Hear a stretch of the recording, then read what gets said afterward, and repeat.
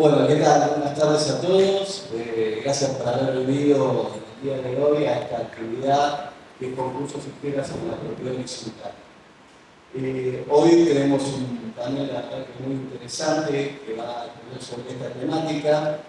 Una temática que todavía no está definido cuál va a ser el criterio unánime en nuestra doctrina, como así también en nuestra jurisprudencia, ¿no?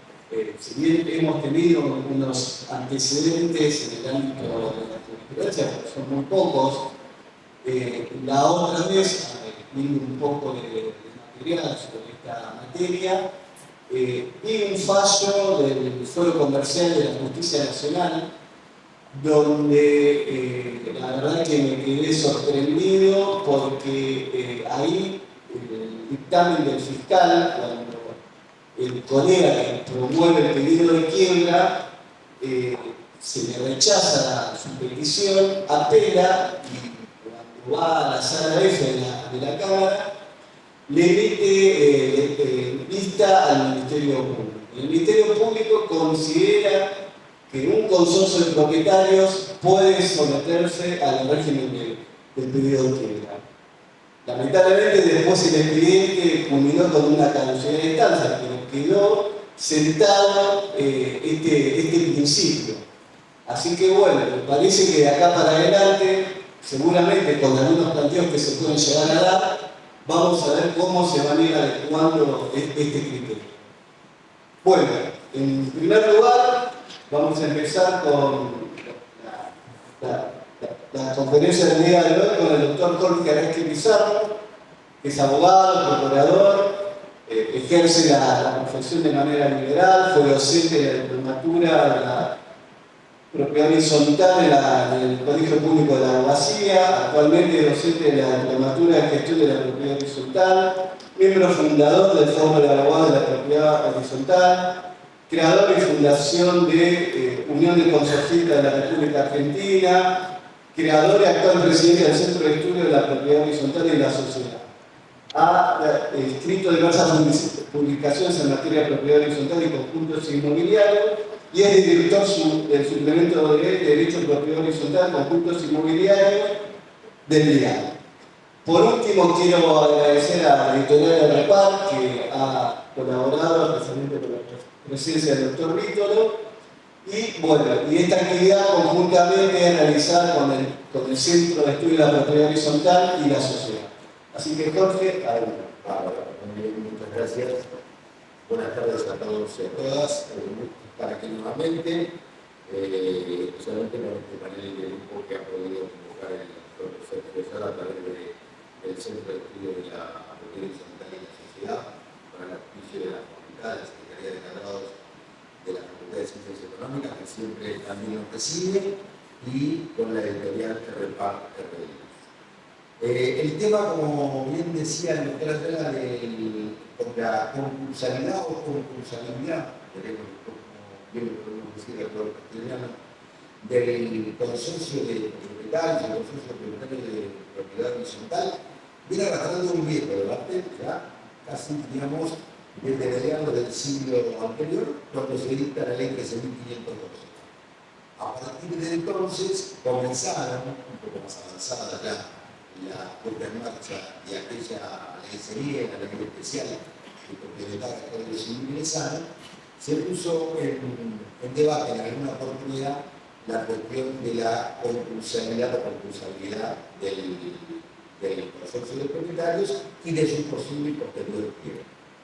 El primer argumento, los primeros argumentos, buenos argumentos importantes autores doctrinales, era que no era posible precisamente porque el consorcio de propietarios es una persona autosuficiente y además de existencia necesaria y fundamental, que debía mantener su continuidad y por lo tanto no podía dejar de existir a través de un proceso fundamental, es decir, a través de un proceso concursal e inclusive que podría derivar en la quiebra. Sabemos, no quiero ponerme en el concursalista, pero sabemos que la consecuencia de un no avenimiento, no acuerdo dentro del marco de un concurso preventivo e incluso un acuerdo preventivo extrajudicial conlleva la posibilidad, ¿no?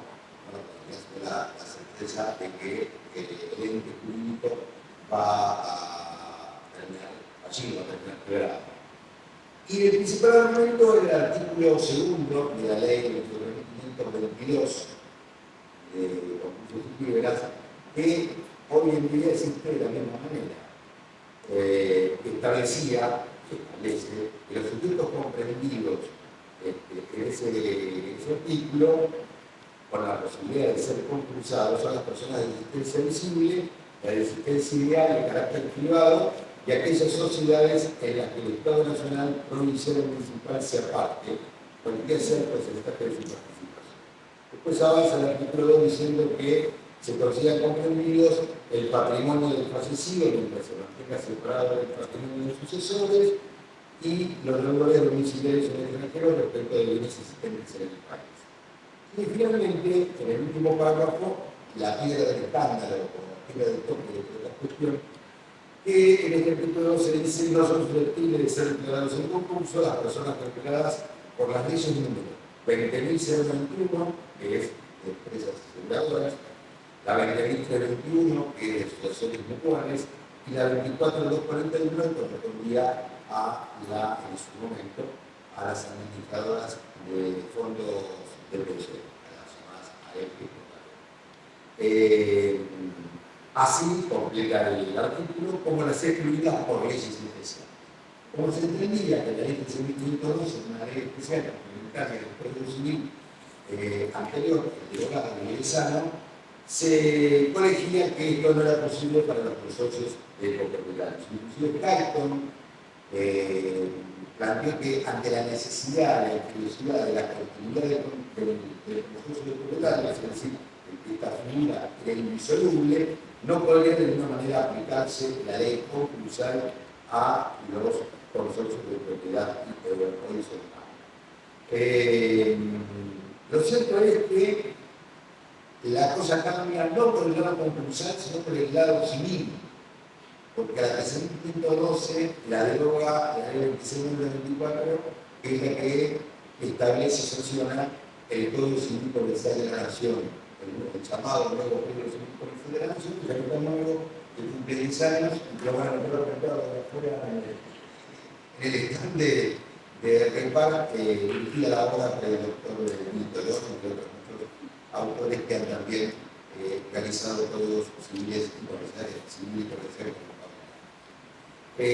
¿por qué digo esto? Porque si bien durante los más de 70 años en que rigió la ley de propiedad horizontal, la doctrina autoral y la jurisprudencia fue avanzando mucho, especialmente en otorgar personalidad jurídica al consorcio de propietarios, se seguía entendiendo que la necesidad de su continuidad era imperiosa y por lo tanto no era aplicable. Hasta que finalmente se fue imponiendo la doctrina de darle primero la característica de personas jurídicas al consorcio de propietarios, y hablando durante la defensa de la ley de 1512, y también, además de darle la característica de personas jurídicas o de otorgarle personalidad jurídica al consorcio de propietarios, también se entendía que la propiedad horizontal, si bien no estaba dentro del libro de esclavos de los derechos reales establecidos en el Código Civil de Guedes, se la debería incluir porque constituía un verdadero derecho real, una suerte de mixtura entre el dominio y el condominio, y por lo tanto debería ser entendida también, aún no estando como decía recién, en el mismo cálculo, debería ser entendida como tal, como un derecho legal, con las características propias de la estructura legal y el orden jurídico que imprimen con fuerza las características del derecho legal. Cuando se comienza a elaborar esa doctrina, la jurisprudencia después va tomando, en pocos casos, es cierto, esta cuestión, y también sirve para que los fallos vayan en la dirección a favor de la concursabilidad, como también en contra de la concursabilidad, y incluso están a favor condicionando la responsabilidad a algo que vamos a ver un poquito más adelante. Lo cierto es que a través de los artículos 2 y 5 de la ley de 522, que es la ley de concursos y quiebras, se amplía el número originario, se le da una aplicación a través de la evolución legislativa y la tarea doctrinal, se le da una ampliación del criterio tan restrictivo que establece el artículo 2 en cuanto a su último párrafo, y por lo tanto se flexibiliza la idea con la posibilidad de que el proceso tributario pueda ser sujeto pasible de un concurso de acreedores y también de una posterior quiebra, si así finalmente se dicta. Si analizamos los pros y contras de esta situación, vamos a ver por el lado de las compras, que, bueno, evidentemente el proceso de tributarios, si no termina llegando a un abrimiento con sus acreedores, ya sea en el ámbito hoy extrajudicial a través de un APE o judicial a través de concursos tributarios, dejaría de existir a través de la quiebra. E incluso también podría pedir su quiebra directa, es decir, entendiendo que no va a poder al resultado falencial. Recordemos que el presupuesto del Estado de compensabilidad o de compensabilidad es la impotencia patrimonial para asumir las deudas contrarias preferentes de manera normales, habituales, comunes.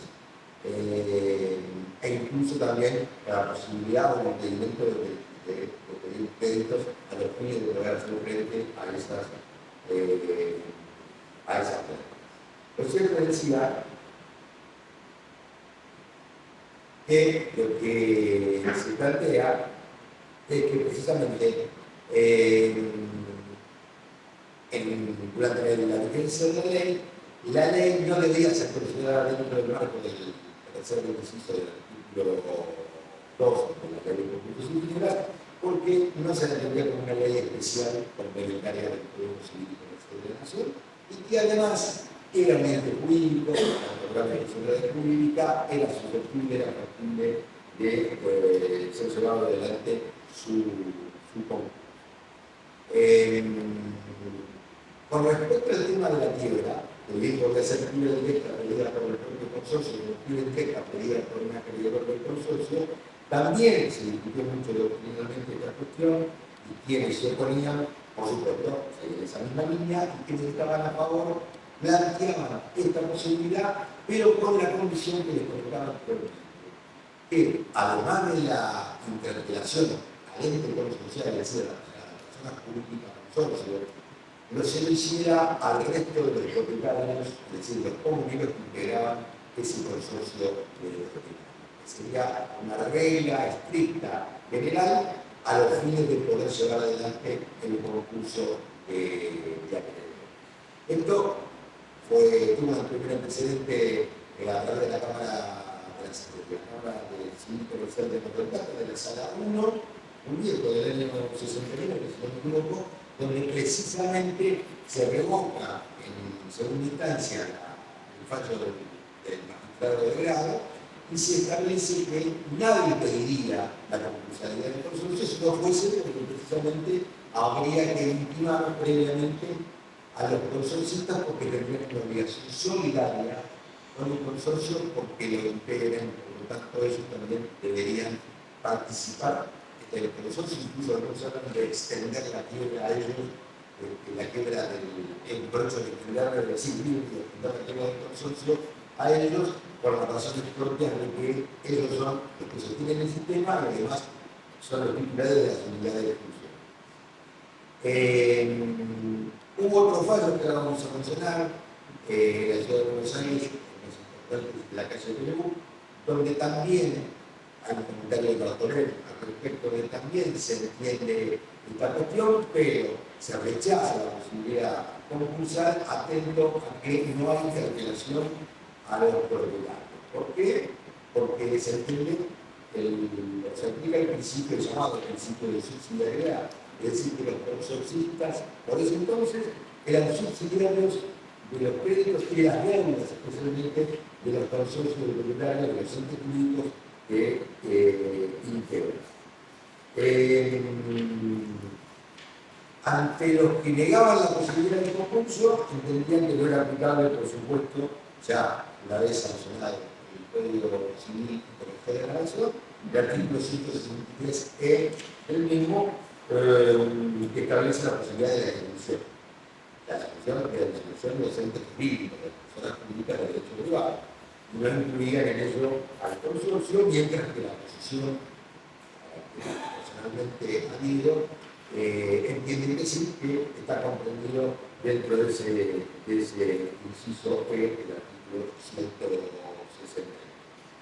También tenemos el artículo 2055, centrados en la nueva época, en la época en donde la persona jurídica consorcio es reconocida como tal en el texto legal. Es decir, es una persona, si bien por características sui generis, integra un derecho real, un derecho legal, conformado por el orden público, no puede quedarse por casi ninguna parte por la autonomía de la voluntad de las partes, pero que además está taxativamente establecido en el artículo 148 del inciso H del Código Civil Comercial de la Nación. Y por lo tanto, eso amerita a que como todo ente jurídico pueda ser llevado a concurso e inclusive caer en el activo. El artículo 2055 del Código Civil Comercial de la Nación hablaba de los casos graves, de peligro o de destrucción. Viene a ser una especie de ejemplo o de reinterpretación de lo que establecía antiguamente la ley de propiedad social en cuanto a la ruines o vetustés del edificio.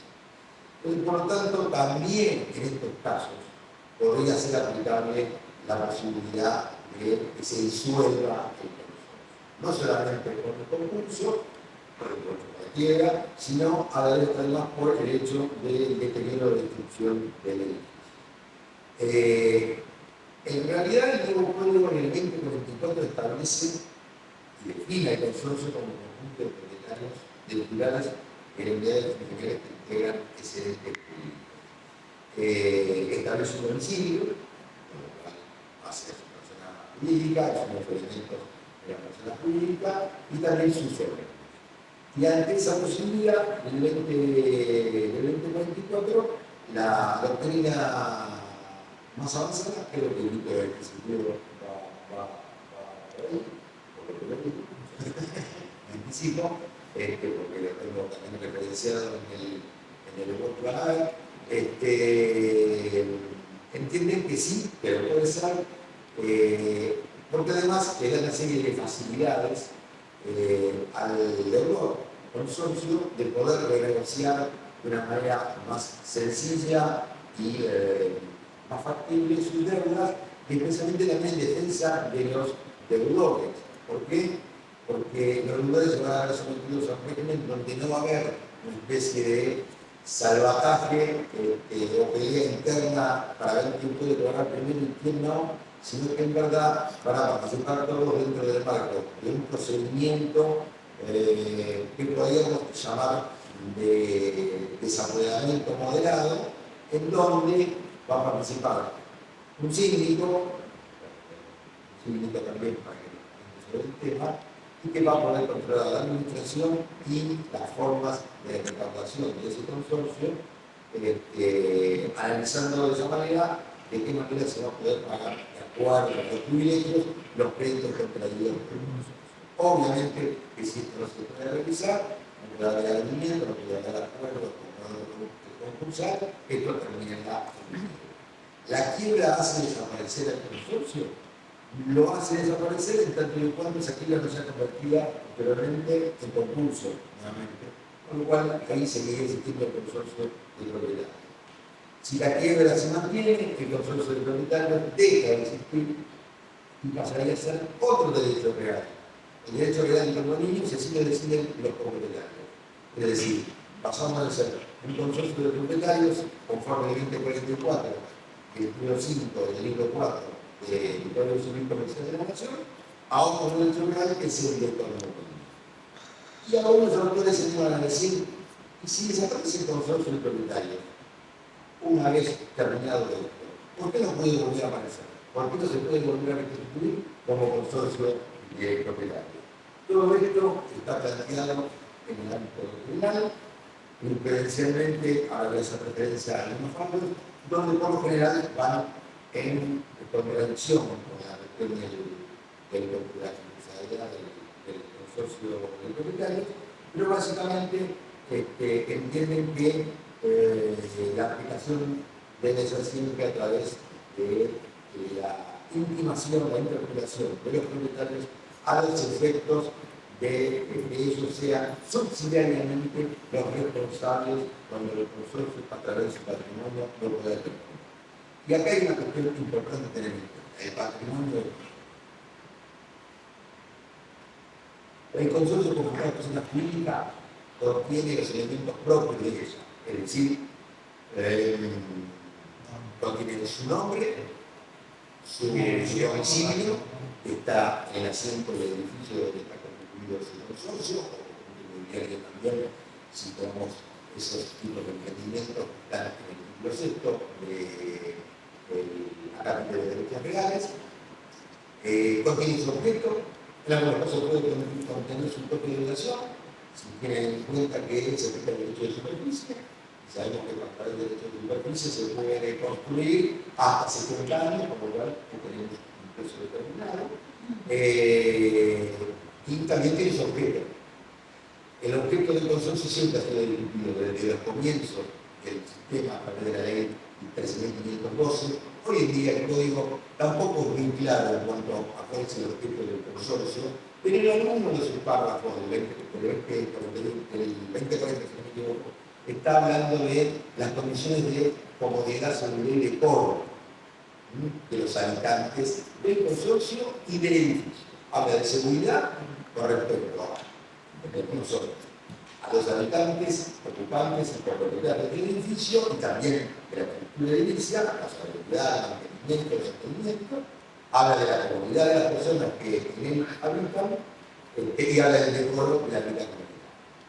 Y ese sería un poco el actual objeto de la propiedad horizontal, más allá de que nos plantean que es el último eslabón que le queda a mucha gente para poder vivir bajo un derecho, o porque hay gente o personas que nos gusta vivir en comunidad dentro del marco de la copropiedad que plantea la propiedad horizontal con los derechos sociales, dominio, pero que es un derecho real claramente autónomo, especialmente a partir del año 2020.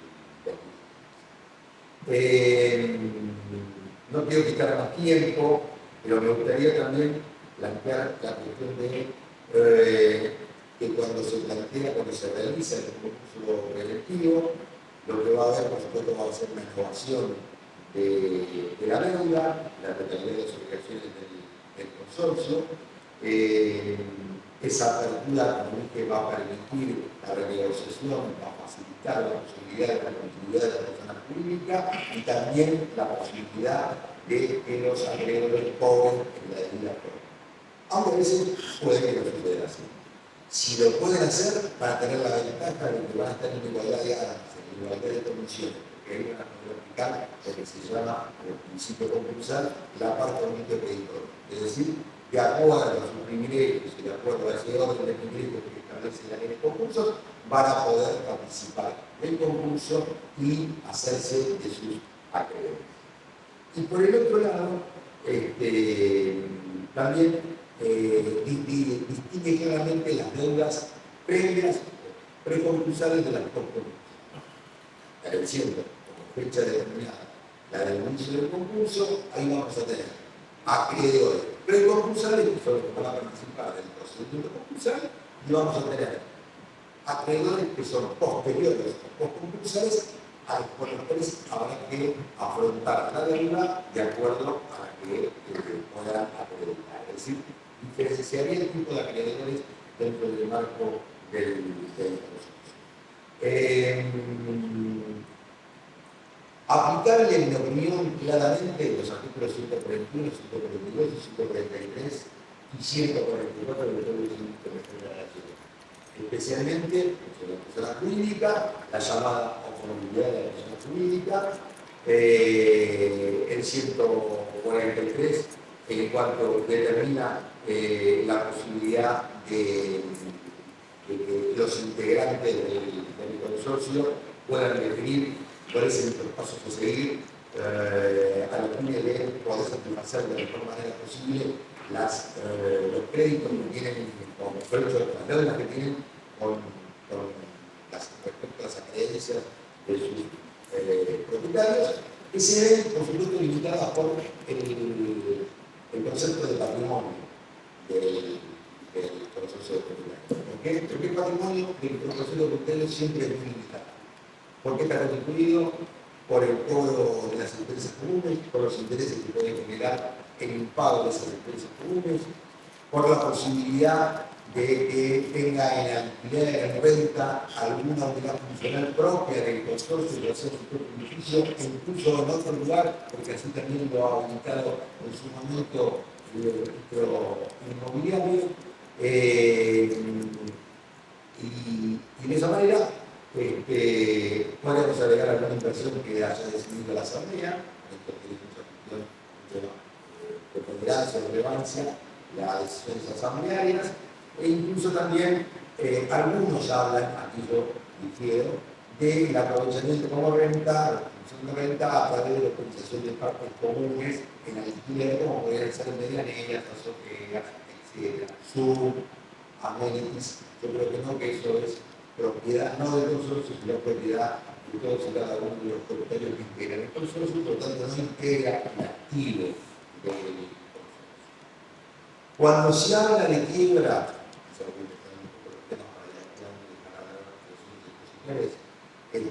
muchos plantean que en los casos en que no haya patrimonio, dentro del patrimonio, no podría darse quiebra. La verdad que este es un principio crucial equivocado, ¿no? Porque existen muchísimos, además, quiebras sin activo posible. Así que perfectamente un consorcio puede entrar en quiebra sin activo. Voy a hacer referencia a algunos de los fallos más importantes para que lo tengan en cuenta. El de la calle Perú, en la ciudad de Buenos Aires, en el Perú 1724, a mí para poder hacer la misma disposición de que sería viable si se hubiese interpelado a los propietarios subsidiariamente en el cumplimiento de las obligaciones. Yo digo que no, que la subsidiariedad de los propietarios ha desaparecido con la definición de la persona jurídica consorcio a través del nuevo Código Civil Comercial de la Nación. Después en contra van a encontrar la Cámara Nacional de Comercio, nosotros los años 1790, le pide al Palacio, los cargos 869/75, le pide la ayuda a Álvarez, y como decía, el principio de oponibilidad está en el artículo 144, nos posicionamos en el artículo 143 en cuanto a esto, y obviamente en el artículo 163e, tiene que ver con la disolución, de acuerdo a la primera referencia ahora, los artículos 166, 167 del Código. Además también de apoyarnos en lo que dicen los comercialistas, que valen las posiciones de la ley concursal, especialmente los artículos 32, 35, 36, 37, etc. de la ley concursal.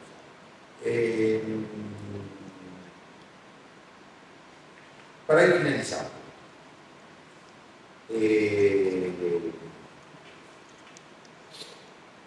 artículos 5, 6 y 7 de la ley 21.522, con sus reformas, de la ley de concurso, perfectamente resulta aplicable en los casos en donde no hay patrimonio alquiler. Y la oposición o la comunidad que puede plantearse a través del 144 está expresamente establecido con las excepciones que establece el 144 del Código Civil de la Nación, que tiene que ver con la relación expresa deliberada del cumplimiento de la ley y del estatuto o de las decisiones asamblearias en este caso. Es decir, que se utilice a la persona como un mero instrumento a los efectos de endeudarse y no responder a a sus acreedores. Con respecto al administrador, para ir concluyendo, la responsabilidad que podría tener el administrador en el concurso y electrónico en la quiebra del consorcio de propiedad. En verdad es limitada. Es cierto que el artículo 160 del Código Civil Comercial habla de la responsabilidad ilimitada y solidaria del administrador, pero para eso se tendrá que demostrar efectivamente que él ha participado en esas acciones a los fines de retraer el activo de los consorcios, eventualmente con decisión propia o en acuerdo con algunos propietarios, pero igualmente es aplicable el artículo 160, como también es aplicable el artículo 173 y siguientes de la ley 24.22 de la ley 10. También es aplicable al administrador en los casos donde existe violación a la ley, en el estatuto, las decisiones asamblearias, el artículo 59 y 274 de la ley de sociedades, es decir, el no cumplimiento del principio lineal del derecho debe ser un buen nombre de negocios. Y nos hacemos finalmente una pregunta: si para ser responsable o extender en todo caso la responsabilidad al administrador de acuerdo a su actuación individual en estas cuestiones, el administrador no solamente debería estar inscrito en los registros locales, como podría ser establecido por la ley 21 de la Ciudad de Buenos Aires y el 14.000 y establecido por la 14.701 de la provincia de Buenos Aires, o de Neuquén, o de otra jurisdicción. Decíamos, además de estar inscrito como tal, para tener su matrícula, si no debería estar inscrito en la Inspección General de Justicia, y además en otras jurisdicciones, en los registros públicos de comercio. Más o menos, en pequeños rasgos, se trataba de tratar de otro tema para que verdaderamente saben puedan responder sobre el tema.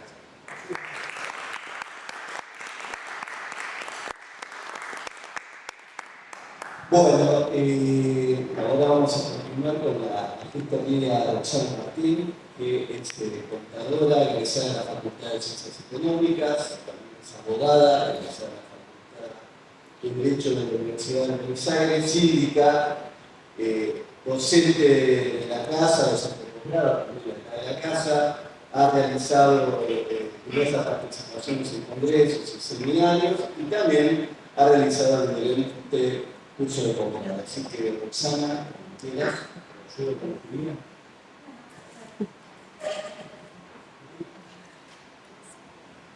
Muchas gracias por la presentación y por la invitación a disertar esta discusión.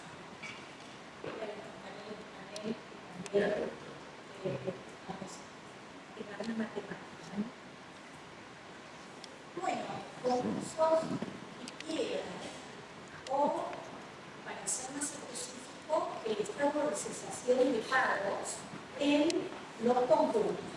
¿Correcto?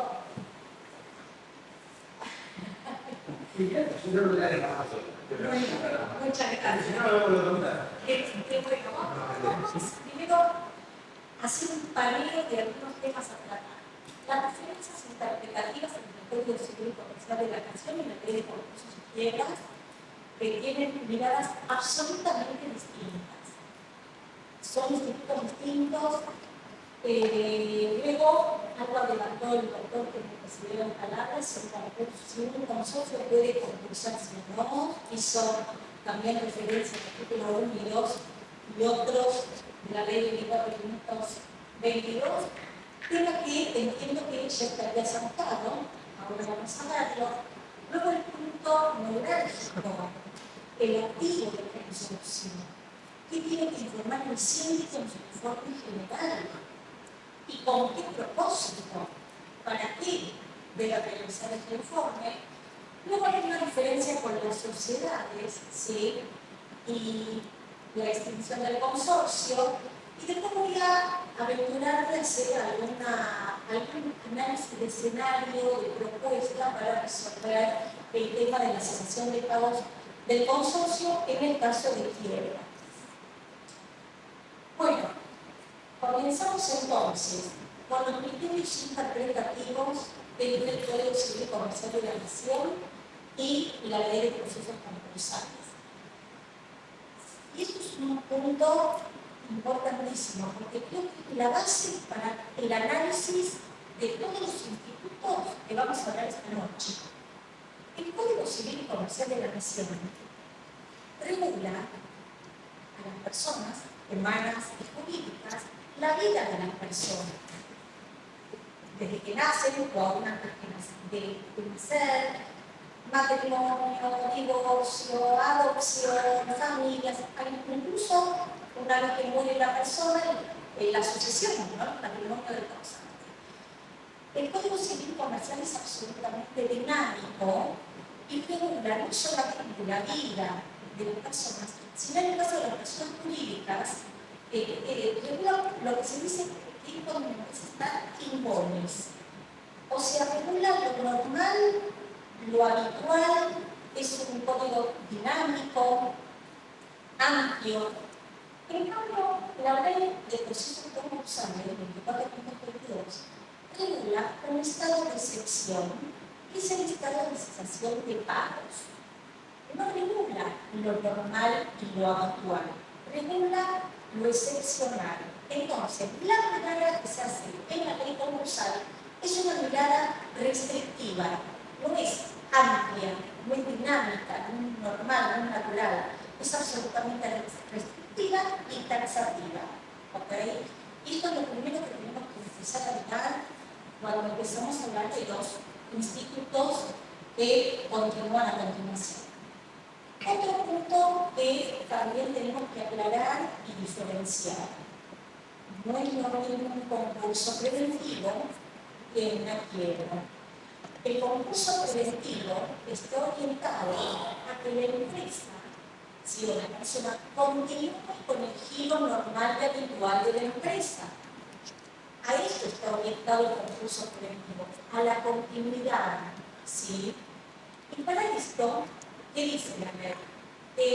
Debe consolidarse el pasivo. ¿Qué es consolidar el pasivo? Que vengan los acreedores y la verificación de su crédito, el juez lo declarará verificado o admisible, se consolida el pasivo, el deudor le realiza una propuesta de pago a los acreedores, que puede consistir en quita, espera, años de gracia, ¿sí?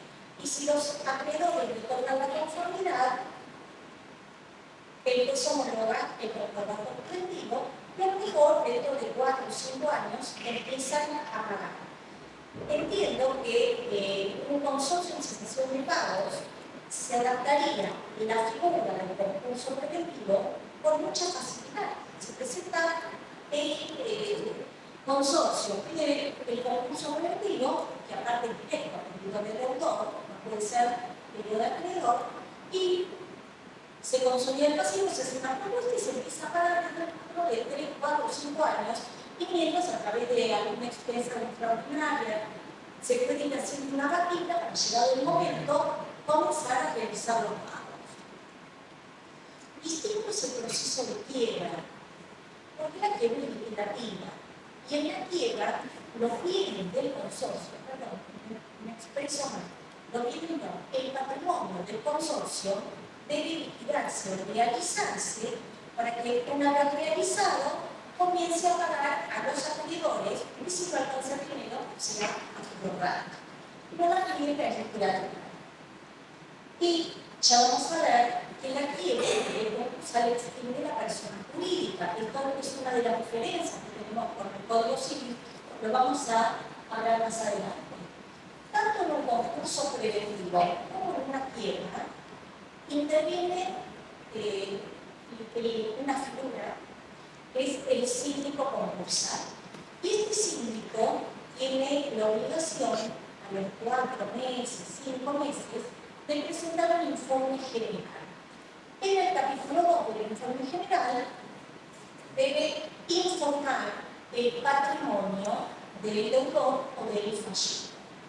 Y este creo que es el punto neurálgico, porque, si querés avanzar un poquito, ahora vamos, bueno, están invertidas las oficinas, pero podemos empezar, antes de pasar al tema de los bienes y el patrimonio del consorcio, al tema que llama el doctor, si un consorcio puede concursarse o no. Para esto, tal como ha mencionado, la ley de concursos y quiebras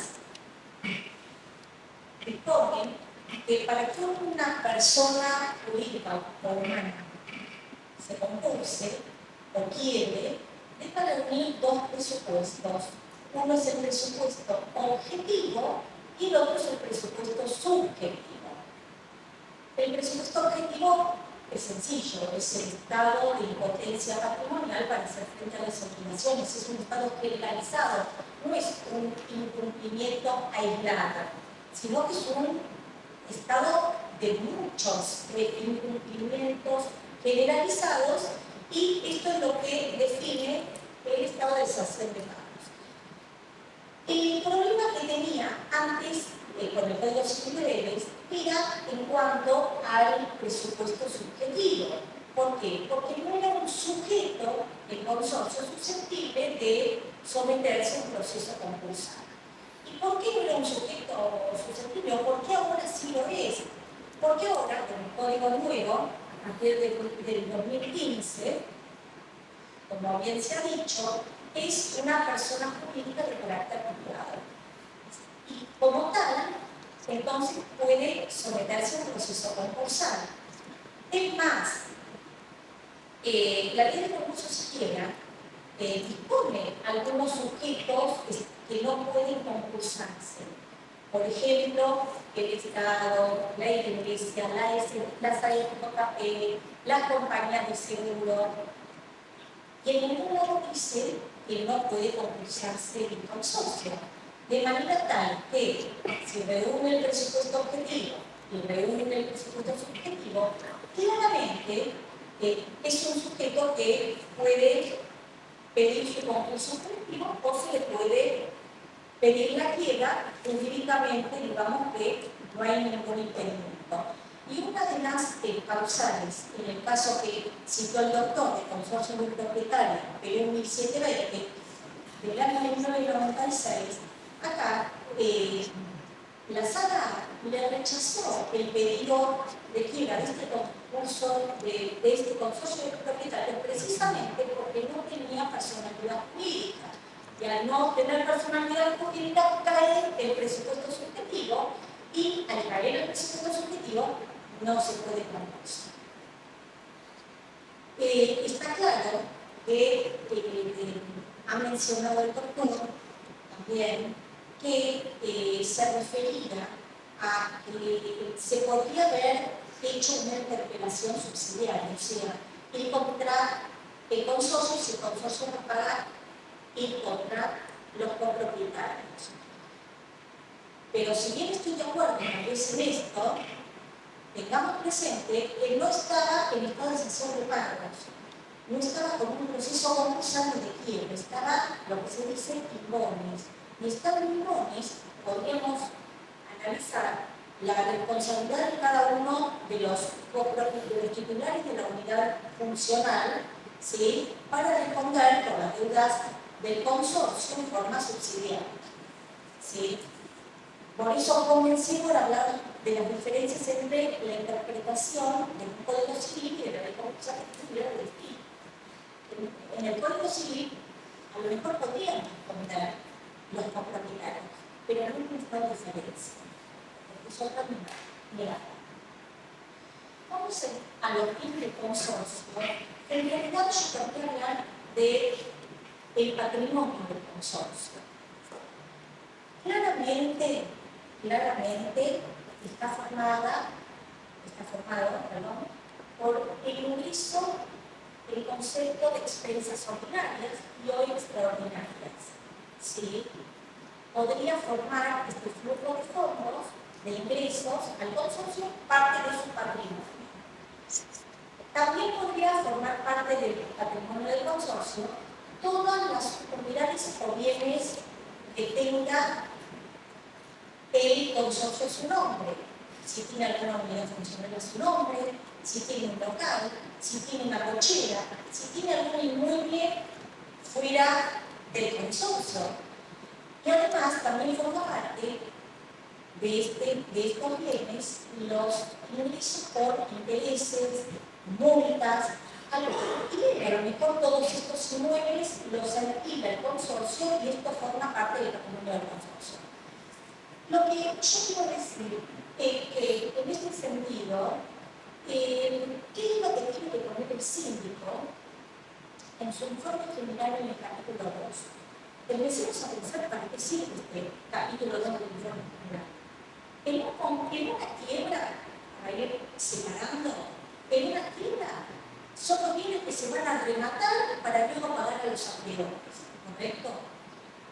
Los bienes del consorcio, a lo mejor una escalera, un ascensor, a un comprador no se le puede asignar un derecho real de propiedad de una escalera o de un pasillo.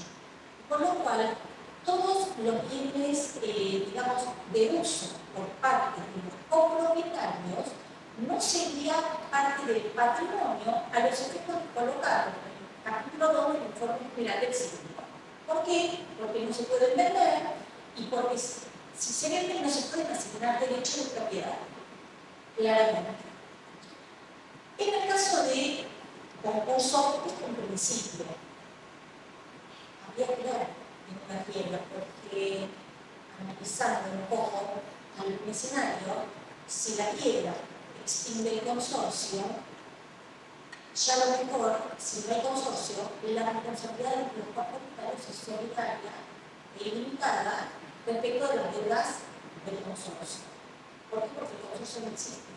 Entonces está la responsabilidad de la deuda su porcentual o de forma ilimitada. Habría que ver. Y en el caso del concurso preventivo, ¿para qué el síndico realiza este informe general en el capítulo 2 pone el patrimonio?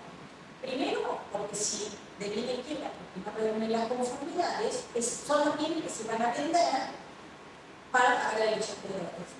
Y por otro lado, este capítulo 2 sirve de base para la regulación de honorarios, o sea, todos los gastos que surgen de la presentación del concurso es un porcentual del 1 al 4% para todos los profesionales intervinientes sobre el principio este informe general, sobre el capítulo 2.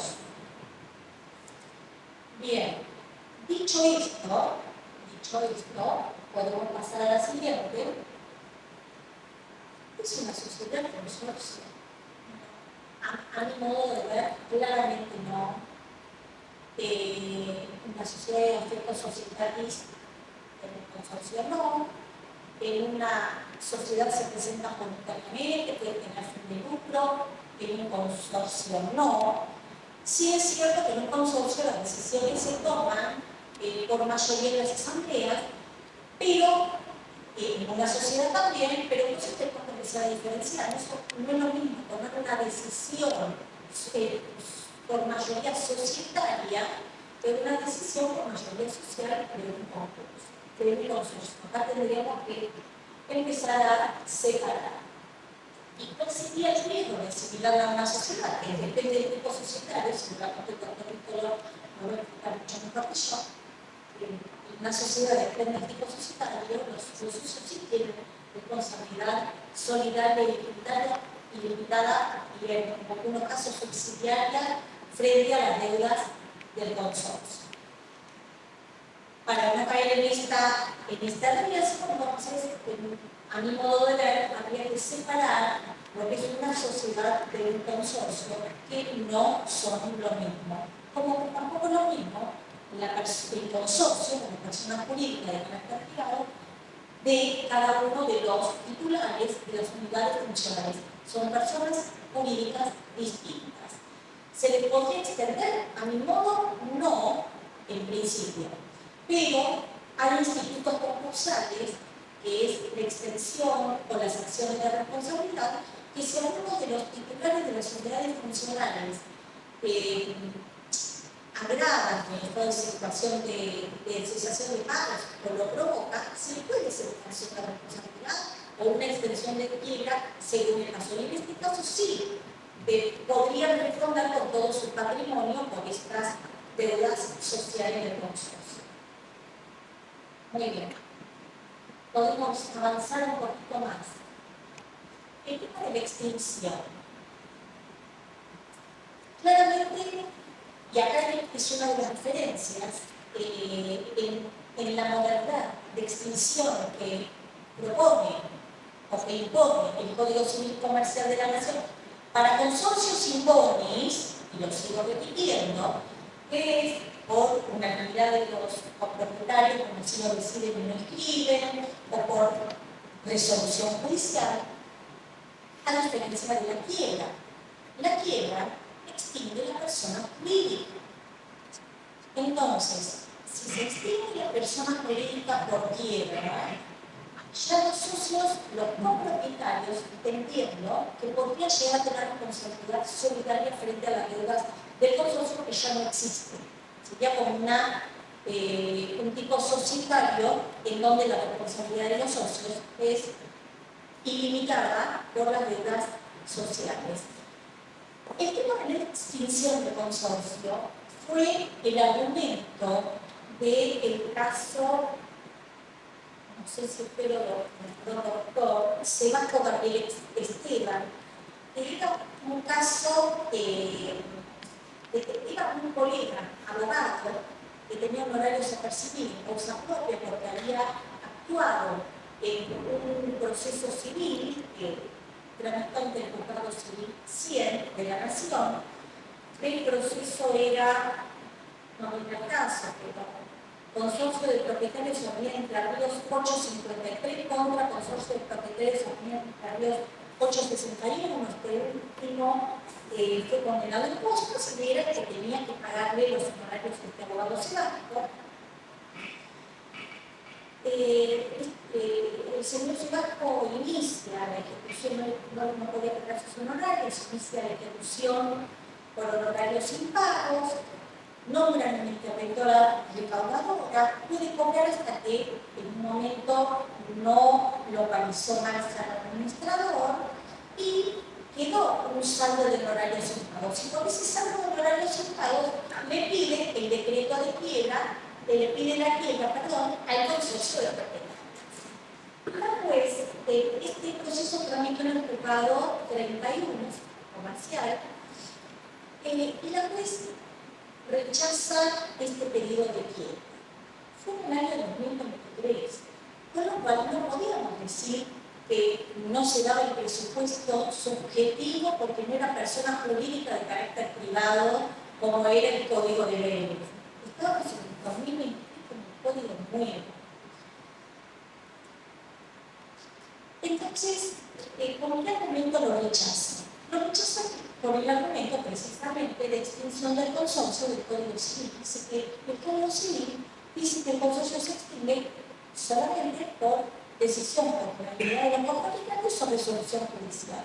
Y como no está previsto la extinción por decreto de quiebra, entonces no hace lugar al pedido de quiebra por parte de este Código Civil.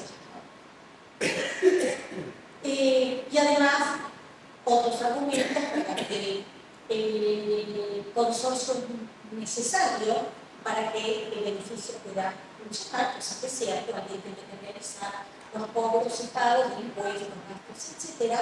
Con lo cual, el instituto concursal es inaplicable a un consorcio. Esto es lo que concluye. Por supuesto, esta decisión fue recurrida por Sebastián en base a qué argumentos. Primero, jurídicamente es un sujeto que se puede concursar, porque reúne el artículo 1.2 de la ley 24.2022. Segundo, la magistrada creó una categoría de necesario. Persona jurídica de carácter privado necesario. Creación de la magistrada y, por último, decía Sebastián, con mucha razón, los honorarios tienen carácter alimentado. De manera tal que, en base a estos argumentos, recurre esta decisión. Yo quiero adelantarme, no sé si hay algo más, quiero adelantarme a una propuesta, en realidad no es una propuesta, es para analizar en forma profunda alguna alternativa de solución.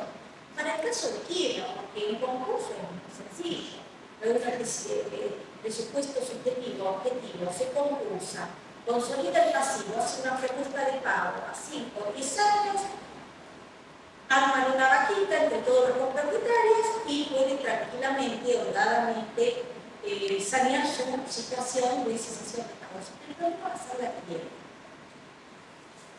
Hay un proceso previo también antes de una quiebra.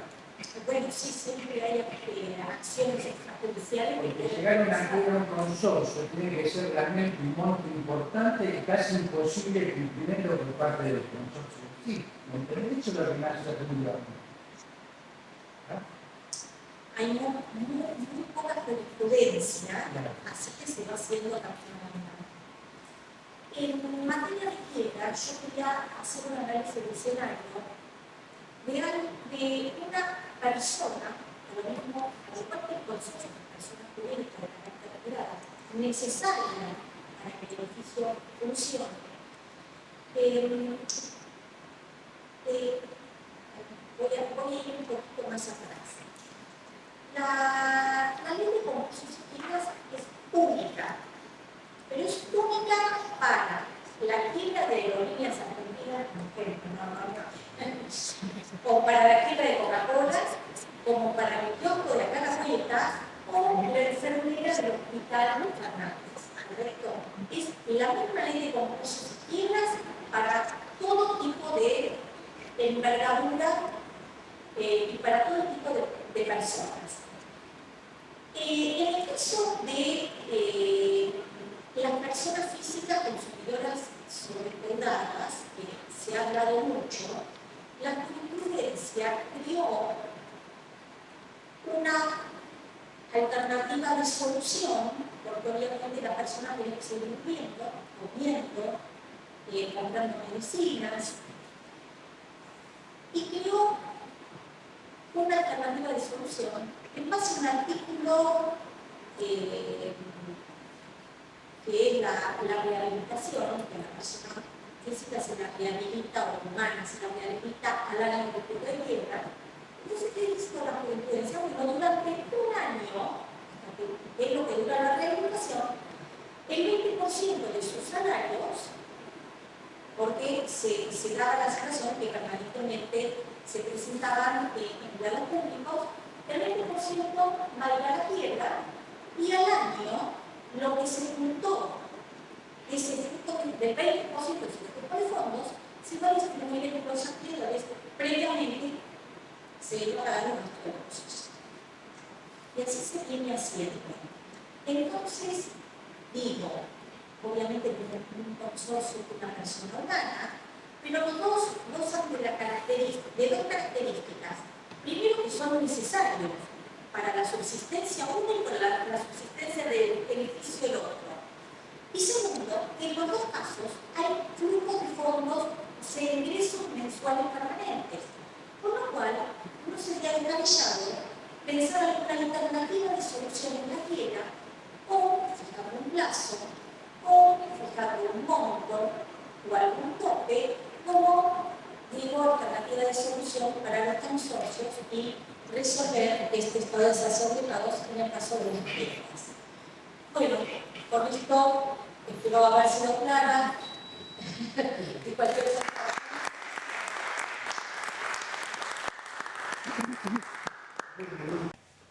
Bueno, muchas gracias, Roxana, muy buena tu exposición. Seguidamente, bueno, vamos a pasar para el doctor Daniel Roque Vítolo, abogado, actual inspector general de justicia. Su currículum es muy amplio, Lo que se espera que no diga nada. por lo cual, No diga nada porque tengo que contar una anécdota en 2 minutos. Para romper un poco el frío, el freezer que me dejaron. ¿Es idea mía o hacia anterior? Lo digo. Claro, se estaba poniendo complicado. Por eso lo Es impresionante. No me gusta que cuenten cosas mías, no quiero dar cuenta, pero yo me acuerdo cuando se sancionaron las izquierdas en el año 95.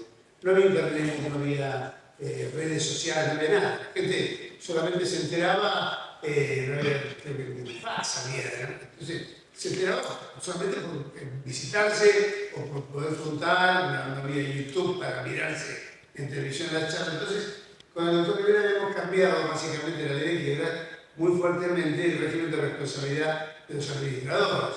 Y se había cambiado un paradigma que era bajo el régimen anterior, que era la ley 1551, la culpa era factor de atribución, con el doctor Rivera dijimos no se puede equiparar una sociedad con una situación de insolvencia, porque la sociedad está recibiendo de una manera administrando bienes de terceros, se les pide un comportamiento con hombre de negocio, pero el mercado le puede ir bien, no puede ir mal. Es decir, yo no engaño diciendo a las personas que puedo cumplir o no cumplir, que no sé los avatares, ahora si lo hago engañándolos a sabiendas, eso es otra cosa. Entonces cambiamos por el enfoque.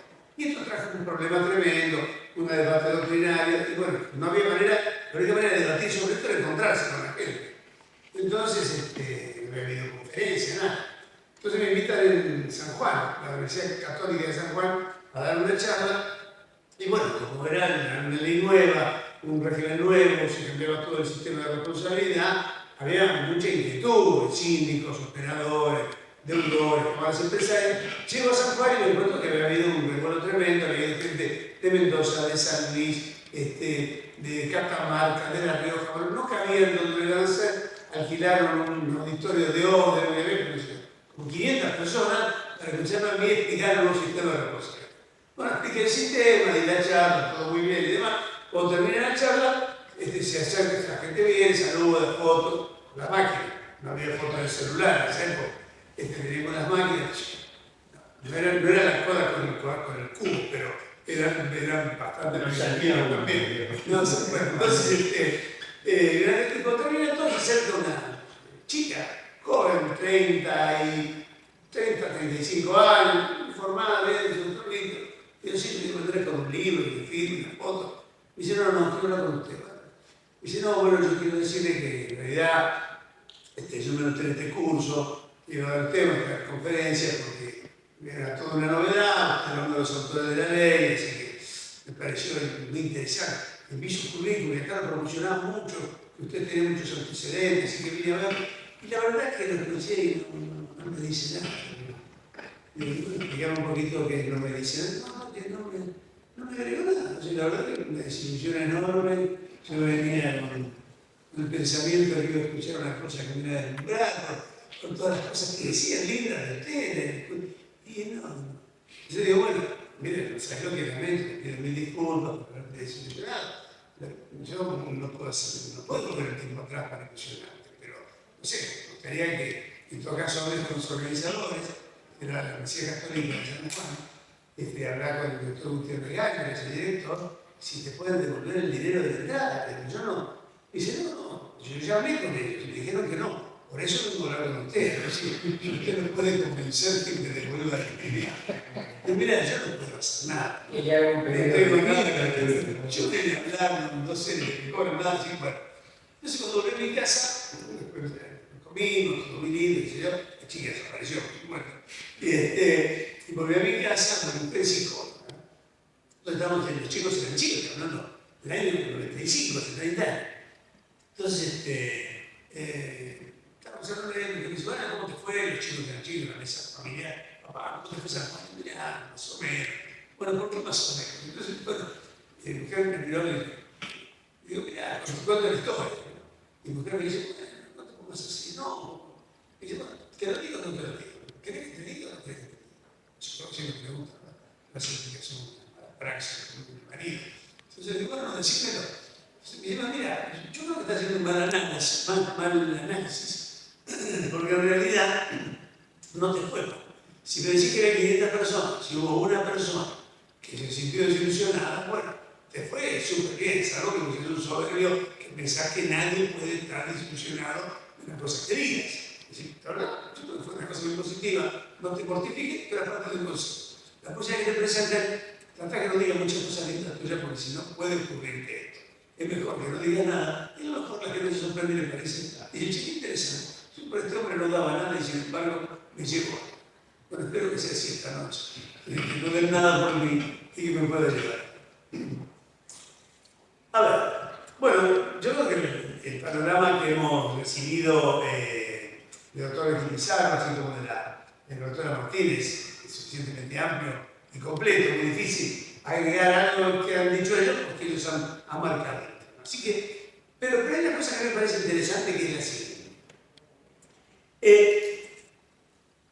El tema de la legislación es un tema tremendamente complejo, porque en realidad los legisladores legislan.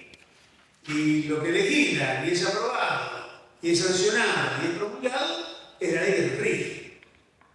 Las leyes a veces son buenísimas, a veces no son muy buenas, a veces son pésimas, malas, y a veces uno tiene cosas buenas, cosas malas, cosas que se entienden, cosas que no se entienden. Y claro, cuando a uno la ley dice una cosa que le parece que no cierra, o que no está bien, o que no es conveniente, dice, no, bueno, vamos a interpretarla. Pero el régimen de interpretación no puede ser lo que yo quiero que pase, o lo que me parece bueno, o evitar lo que me parece malo. No, si se interpreta así, es un desastre, así que interpretar de otra manera. O si entendemos que se dice esto, ese es algo malo. Lo que dice la ley, dice. Y los métodos de interpretación, el código lo tiene. Hay que buscar las palabras, hay que ver el sentido de la norma, hay que hacer la compatibilidad con el régimen de convencionalidad de los tratados internacionales, especialmente de los derechos humanos, hay que buscar la penalidad. Las leyes están dictadas para que operen, no para que no operen, para que se hagan lo que dicen. Y en esto del consorcio de propiedad horizontal, o el viejo consorcio de copropietarios, de la ley 13.512, ocurren estas cosas que ocurren cuando se legisla. No siempre la legislación es acertada, ¿no? Entonces la gente dice, bueno, qué bueno, hemos conseguido algo. Sí, es verdad que durante muchísimos años, del año 1948, cuando se sancionó la ley 13.512, se vino discutiendo el tema de la personalidad del consorcio. Y que queríamos que el consorcio tuviera personalidad jurídica. Y todo el mundo quería que tuviera personalidad jurídica, pero no querían que tuviera, en realidad, decían que querían que tuviera personalidad jurídica, pero lo que sentían, lo que querían, no era exactamente eso. Era que tuviera algún grado de reconocimiento de personalidad jurídica a los efectos de poder operar como consorcio, defender sus derechos y ejercer sus derechos. Que no fuera a la justicia como le ocurría, que otorgaban un poder y decían, no puedo tocar el poder porque usted es sujeto de derecho, entonces no puede sustituir voluntad que usted no tiene. ¿Cómo usted va a sustituir su ocupación por otra persona cuando usted no tiene personalidad jurídica? No. Bueno, a ver, me debe defensa, quiere ejecutar. No, usted no puede ejecutar. Usted no puede realizarlo porque usted no es un sujeto de derecho, no tiene capacidad para estar en juicio, no puede demandar, no puede ser demandado. Y esos eran los problemas que tenían estas discusiones que generaban una gran incertidumbre. Y finalmente lo que la gente quería era tener algún grado de reconocimiento que permita la operatividad, que me permita ejercer el derecho para recaudar, el derecho para pagar, para demandar si me hacen un daño. Para eso quería. Bueno, los legisladores, que también este es un código muy particular, porque es un código muy complejo, es un código unificado, unifica lo civil con lo comercial, convierte el código prácticamente en un código de comercio con normas civiles, porque está totalmente comercializado el criterio de los institutos incorporados. Es decir, fíjense que es un código civil que tiene todo un capítulo completo de títulos de crédito o de derecho del consumidor bancario, donde todo el régimen de familia cambió con sistemas que están totalmente comerciales. La capacidad progresiva de los menores es los principios que ya el derecho comercial tenía desde el Código Comercio del 1989, donde decía, donde era la posibilidad que el menor asociado al comercio del padre, el menor, tenía capacidad para actuar. La autorización para ejercer el comercio de los menores fue muy anterior a la habilitación de edad que tuvo el Código Civil. Bueno, y podríamos nombrar de los 32 contratos nominados que tiene el Código, 30 son típicamente comerciales, quedan 2 nada más civiles. Se han incorporado formas de organización típicamente comerciales, incluso los derechos reales, los conjuntos inmobiliarios, el régimen de los parques industriales, la aparición de la empresa, todo esto cambió. Y cuando hicieron la enumeración dijeron, bueno, el consorcio vamos a sacar por ahí encima. Eso es sujeto de derecho. Lo meto en la lista del artículo 148 y adiós. O sea, la gente dice, bueno, en realidad no es un sujeto de derecho. Es un sujeto de derecho como, decimos acá, como si fuera, es un condominio, concepto es un derecho real. No. El consorcio no es un derecho. El consorcio de propiedad horizontal es un sujeto de derecho. Artículo 148. Y no es una asociación civil, y no es una fundación, y no es una confesión, y no es una iglesia, no es una comunidad religiosa, no es una mutual, no es una sociedad. Como se parece, no es una sociedad. La sociedad tiene el inciso 1 y este es otro inciso. Y hicieron esto y dijeron, basta, pero este código que fue armado por una comisión muy prestigiosa de 3 personas los convocó a 100 para trabajar. Y se dividieron los sectores en los cuales íbamos a trabajar. Yo, de hecho, no trabajé en el régimen de sociedades, aunque parezca mentira. Yo trabajé en el régimen de consumo. Me tocó en la subcomisión del régimen de consumidor, elaboramos las normas, cada subcomisión realizó las normas, en derechos reales trabajó más de una comisión, en personas jurídicas trabajó otra comisión, y bueno, después una Secretaría General, con un trabajo magnífico del doctor Federico Lorenzo, hizo un tamiz, organizó, armonizó, pero quedaron cosas. Es decir, la gente de propiedad horizontal dijo, bueno, ya tenemos el consorcio, les arreglamos el tema de la personalidad. Pero nadie se dio cuenta que me estaban pidiendo un problema tremendo.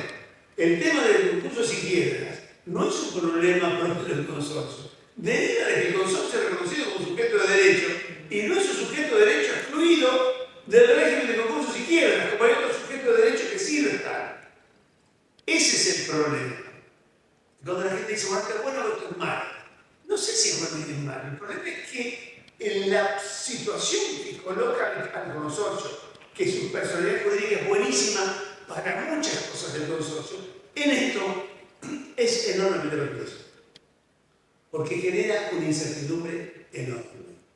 Y no tanto en los sistemas preventivos de la insolvencia, que tienen fácil resolución, es decir, poder suspender el curso de los intereses, poder generar una barrera de protección sobre los activos, para permitir un tiempo de negociación con los acreedores, poder tratar de celebrar acuerdos que sean homologados, novar las obligaciones, permitir que los flujos puedan atender la deuda de una manera diferente. Todo eso es buenísimo. Está muy bien. Pero el problema es que está la cuestión liquidatoria, el tema de la quiebra. Porque en los sujetos de derecho, la quiebra es una causante de disolución. Y la disolución viene de la liquidación. Y salvo que esa quiebra se convierta en concurso, que puede también fracasar, porque si el concurso sale bien, homologamos se dan cuenta. Estamos todos felices y acabando. Pero esto es una vara de plata, es un juego de muerte súbita. No tengo salida después. Y entonces, ¿qué dice la gente? Bueno, como no tengo salida después, vamos contra los propietarios. Ya está, listo. Esto me arregla el problema. No se preocupe, Víctor, tenemos una solución. Vamos contra los propietarios. Y yo digo, ¿cómo van a ir contra los propietarios? Y bueno, subsidiariamente, nos tenemos que intimar antes, o nos tenemos que no fueron intimados, o bueno, no alcanza y yo los de... Pero no. Si el sujeto de derecho funciona distinto. No es así, no es que vaya. Yo para ir contra los propietarios tengo que estar dentro de alguna de las causales que me permitan a mí, en los casos de quiebra, ir contra quien no es el sujeto de derecho. Porque la misma ley dice que los sujetos de derecho, las personas jurídicas privadas, son personas diferentes de las personas que le integran. Y que las que le integran no responden por las obligaciones del sujeto de derecho. Y solamente responden en aquellos casos donde el propio contrato, estatuto o norma de nacimiento del sujeto lo establezcan así, o cuando establezca una ley especial. Y con el consorcio no hay una ley especial, porque la 13.512 ya no está más, y ahora la tenemos adentro del código, entonces no hay ley especial. Y la parte esa no dice que los propietarios tienen que responder por todos los bienes, son patrimonios diferenciados con derechos diferenciados. Entonces no es tan fácil. Me dice, bueno, pero entonces voy a ir, no importa, voy a levantar la inoponibilidad de la persona jurídica. El consorcio es inoponible y me voy al artículo 144, que es justamente la contrapartida de que yo le permita que los miembros de una persona jurídica privada no respondan por las obligaciones de la persona jurídica privada. Bueno, la contrapartida es dar, primero, la posibilidad que la persona jurídica privada nazca de la voluntad de las personas. El consorcio no se hace persona jurídica porque se inscribe, se hace persona jurídica porque se constituye el consorcio.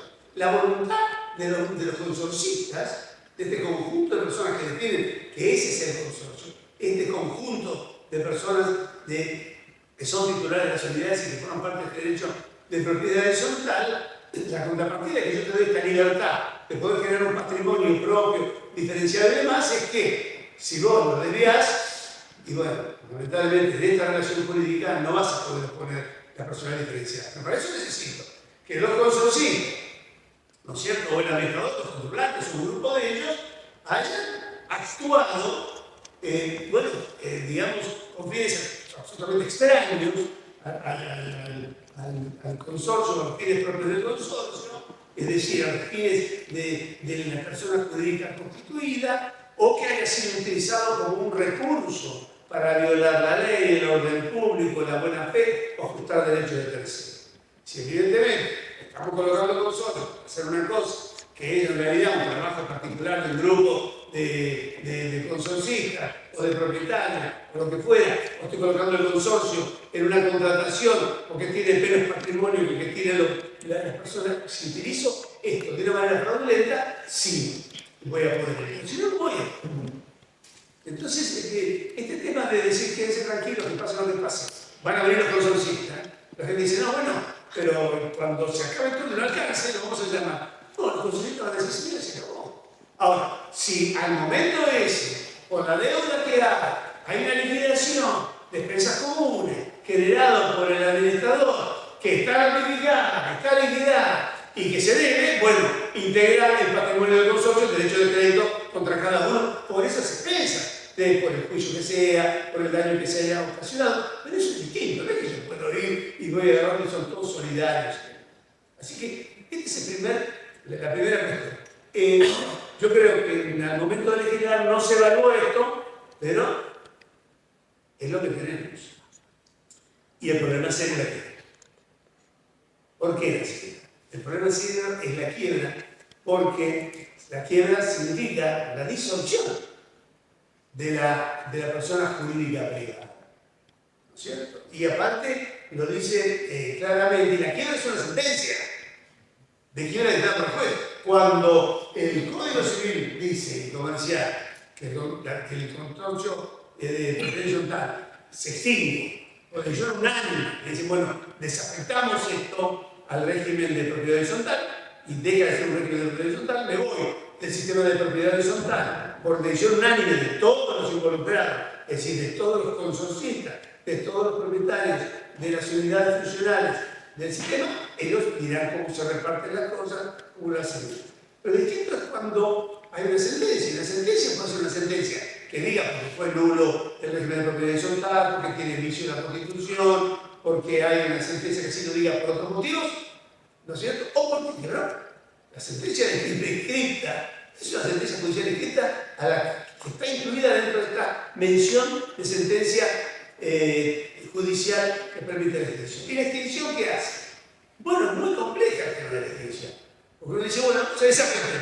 Pero una cosa es que todos estemos de acuerdo en desafectarlo, digamos cómo nos repartimos las cosas, de común acuerdo, qué hacemos con los bienes comunes y qué hacemos con las unidades que tenemos, o si es un conjunto inmobiliario, qué vamos a hacer con los lotes, si mantenemos los lotes, eso es una cosa. Y otra cosa muy distinta es que después digamos, bueno, acá se acabó. ¿Y cómo lo hacemos? Bueno, el síndico va a tener que llevar adelante la liquidación de esto. ¿Y cómo va a liquidar? ¿Sobre qué bases? ¿Cómo hace con las partes comunes? ¿Cómo se asignan las partes comunes? ¿Qué vamos a hacer con las partes comunes? Pertenecen al condominio a todos. La desafectación del sistema de propiedad horizontal forzosamente genera un caos. Lo que quizás desafectado de común acuerdo no genera un caos, porque nos podemos asignar un derecho de uso y lo que vamos a tener es el problema de la responsabilidad y del bien embargable, porque volvemos a tener la unidad, el sistema de funcionamiento lo podemos asignar por un reglamento interno, que lo podemos hacer un convenio de derecho de uso que está previsto en el código, no por el régimen de propiedad horizontal, sino en el régimen general de los contratos. ¿Qué hacemos o qué no hacemos? Lo que no podemos hacer es dividir estas partes comunes asignándolas. Hay condominios, todo va a ser un condominio, pero no vamos a poder asignar algunas partes del consorcio o de los bienes o de los beneficios del inmueble que se trate, no vamos a poder asignar con un subsidio. Lo podemos hacer con un patio, lo podemos hacer con una terraza, no podemos hacer un pasillo, que la gente de la casa no puede salir, no puede caminar, que puede establecer una servidumbre de paso. Después hay otro tema, que es el siguiente. Como bien explicó la doctora Martín, el tema del error, que no de ustedes, por supuesto, pero la gente en general piensa que los bienes comunes son del consorcio. ¿Y por qué es el lenguaje que usamos? ¿Vieron el lenguaje verbal, diario, simple? El Zoom es del consorcio. San Mercedes es del consorcio. La Calera es del consorcio. No es verdad. La Calera es del consorcio, el Zoom es del consorcio, los pasillos son del consorcio, la escalera es del consorcio. Pertenece, es de la propiedad de todos los propietarios. ¿No es cierto? No pertenece al consorcio de los propietarios, pero están colocados funcionalmente para el régimen del consorcio. Entonces, cuando vuela la caldera, rompo la medianera y mato 3 vecinos, ¿quién es esa persona? Si yo le pregunto a ustedes, esto dirán el consorcio. Y no es un bien del consorcio, es un bien usado por el consorcio. Y quizás el consorcio puede ser responsable por sujeto de derecho que tenía por su guarda, custodia, uso y servicio de la caldera. Pero yo les puedo asegurar que van a demandar al consorcio. Nadie va a demandar a la totalidad de los propietarios por el daño recibido. Y los propietarios van a decir, yo no debo responder por esto, porque esto es del consorcio, y en realidad no es del consorcio. Así que fíjense que este tema de dominio genera una enorme confusión. Y les digo que hay muchísimos administradores que están confundidísimos. Y los propietarios, ni hablar la confusión que tienen. Y los jueces, doctor, también. Los jueces están tan confundidos como usted, como yo, pues. Pero no me quiero meter con los jueces. Con los jueces puede pasar cosas. Y los peritos están confundidos. Y los síndicos están confundidos. Y no están confundidos porque no sepan, porque no hayan estudiado, sino porque la situación es confusa. La situación es tremendamente confusa. Aparte de la que dice, bueno, cuando viene la persona y quebró el consorcio y no alcanza, muchachos, se acabó. Bueno, y ahora no, o sea, es lo que hay. El crédito por expensa, el resultado del juicio de un tipo que pasó y estrelló el auto contra la puerta de entrada y le rompió todo, el juicio que tenemos de responsabilidad del tipo de los ascensores porque reparó mal y se cayó. Esos son los créditos. No tengo otra cosa. Vos se acaba eso y el que no cobró, no cobró. Vamos a ir contra los... No, es que no puede ser los propietarios. Porque si el régimen jurídico de este no hay. Le vamos a extender la quiebra. No podés, porque tenés solamente la expresión de quiebra con restrictivo. Tenés que haber expuesto a una persona, tenés que haber aprovechado y toda una cuestión de control para desviar a tu favor, o debes tener una confusión patrimonial escindible donde es imposible diferenciar la mayoría de los activos y pasivos o de derechos y obligaciones del fallido. Y no es así, porque el consorcio difícilmente son de los pocos lugares donde es fácil poder determinar quién debe qué y qué se tiene y no se tiene. Entonces, no voy a poder ir a ese lugar. Y si puedo ir al administrador, eso es una historia. Que el administrador provocó, generó, soportó, avaló, la situación agravó la situación de cesión de pagos o, digamos, o la situación de pérdida de solidez, de solvencia del deudor. Bueno, eso será otra historia. Pero también viene con un administrador que normalmente tampoco es un hombre rico.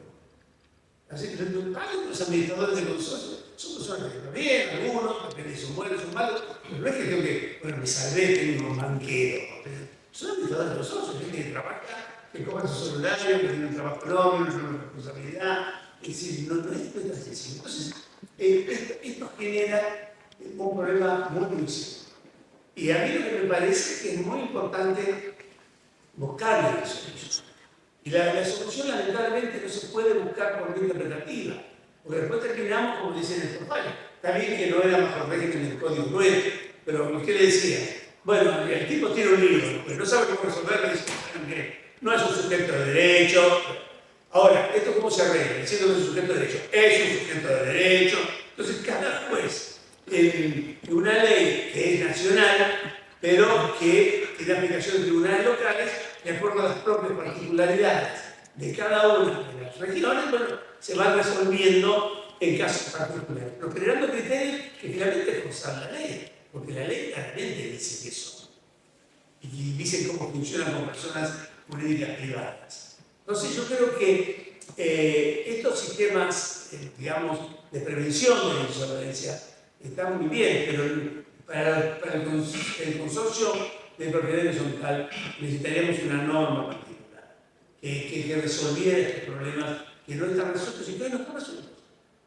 Y que usted me dice, bueno, ¿cómo termina eso? Usted decía recién, bueno, yo no imagino un pedido de quiebra por una pequeña cosa, sino que yo digo, el pedido de quiebra, cuidado con esto. También por pequeñas cosas hay pedidos de quiebra, porque el pedido de quiebra es, como decía un amigo mío, es la manera bastante más rápida de que te paguen porque lo extorsionás al tipo.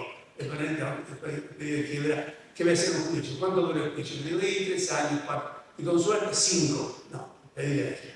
Y cuando le llegue la cédula, bueno, no sé, el evaluará si el crédito no es muy grande, presentarlo en concurso, preparar papeles, hacer los informes, preparar los regalos, hacer los balances. Lo voy a hacer. Paguémosle, veamos cómo le podemos dar en cuota, lo que podamos hacer más, o si no, le ponemos un costo que se le cae. No sé qué sé. Ese tipo, hay otras, estas cosas pueden ocurrir. Y el tema del consorcio, con esta idea que hay, que bueno, yo les pido el quiebre, entonces todos han armado, expensas extraordinarias, buscando hasta la última moneda para pagar y evitar la declaración de quiebra. Vamos a presentar el concurso.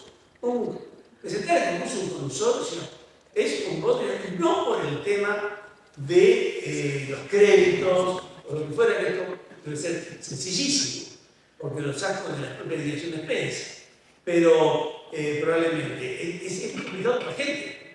Imagínense, porque es un concurso que podría presentar al administrador, fíjense, porque la decisión de presentarse en un concurso no es una decisión de gobierno, sino que es una decisión de administración.